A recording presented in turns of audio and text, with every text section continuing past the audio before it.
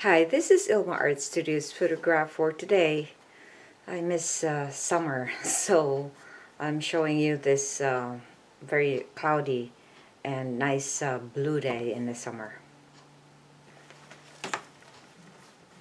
Hi, Merry Christmas and a Happy New Year.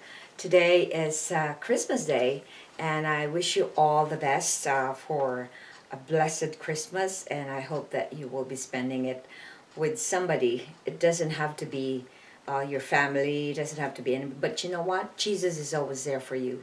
And so celebrate Christmas. I think it'll be great to be quiet and just celebrate Christmas with Jesus in prayer and thinking of others as you pray for our world. We are so much in so much war and crisis, especially Christianity is being attacked lately in Iraq, in India.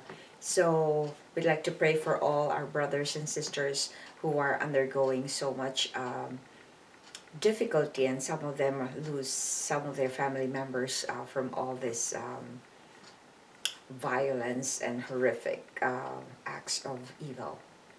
So today I'd like to share Luke 2 verse 7. It says, "She gave birth to her first child, a son. She wrapped him snugly in strips of cloth and laid him in a manger because there was no lodging available for them." Here's my poem. The king that had nothing. He was a king but born in a manger. He wasn't at a home but with many strangers. He was wrapped in strips of cloth and have no bed. There was no proper place for him to stay and rest. Though this king had no earthly wealth to boast, he still owns everything from coast to coast. All things in this world and in heaven came from him. He is all powerful and mighty and will free us from sins. Here's my essay. The birth of Jesus was a very silent yet powerful event for all mankind. Whether some accept it or not, it still doesn't it still doesn't take away the fact that God sent Jesus among us humans. There is no other person in history that could surpass all the miracles that he did during his life. It has been thousands of years ago, and yet they haven't stopped digging evidences that Jesus was the Son of God. God has a big sense of humor. When he sent a king to be born on earth with nothing, that is a big statement that man's limited mind cannot fathom. Jesus was born without a home and wrapped in strips of cloth. Prayer. Lord, help me to always open my heart for you.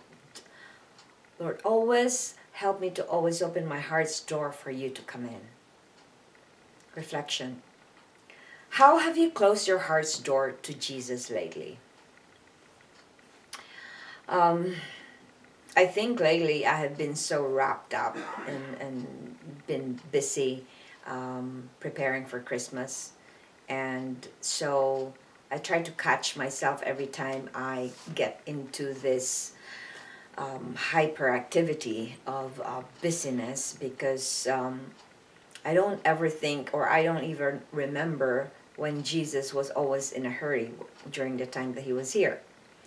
So I think one way that you could close your heart's door to Jesus is when you don't have time for him. I try as much to take time out, and sometimes I don't always prioritize him as number one in my day, but I don't ever let a day pass without chatting and conversing with him in prayer, or in just being quiet and consulting with him about every little thing. Consult with him about what is a good thing for me to eat. I consult with him about what should I how I should conceptualize for a project or a painting or an art or a craft. So these days I've been preparing. I'm doing this video ahead of time, but tomorrow is the 24th, but today I'm doing it for the 25th. But I'm preparing a worship painting video for a worship painting for our church, which is going to be about the nativity scene. And I have been practicing it for almost a week now every day, because I need to finish it in probably 10 to 12 minutes, a whole probably a 3 feet by 3 feet painting in front of the congregation. So I ask you to pray for me that I'll be able to, but by now, but you're watching this, I'll probably finish doing it. So I'll probably upload it on YouTube video so that you will see how God has given me the gift to paint and how I could glorify Him with it.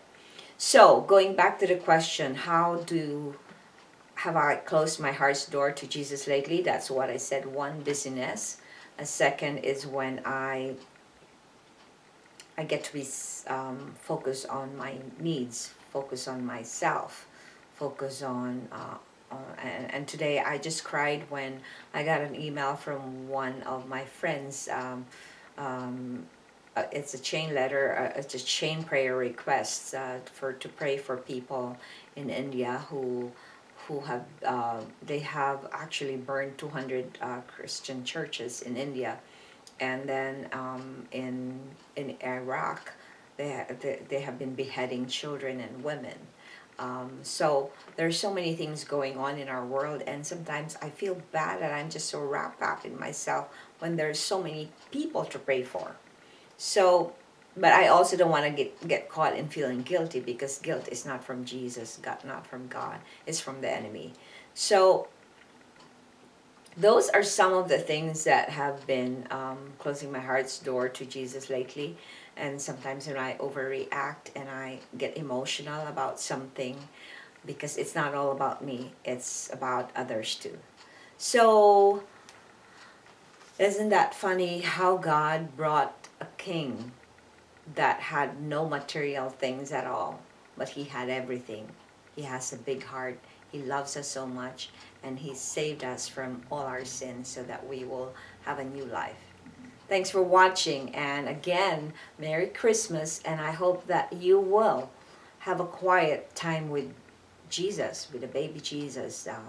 Spend time with Him, especially this Christmas, because He is longing so much for you to be available for Him, because there was nobody available for Him during the time when He was born, and during, I think, most of His life, nobody was available for Him. Everybody was not welcoming Him. There's some few who did, but later on turned their back on Him. So open your heart to the King that had nothing but has everything. Have a blessed Christmas.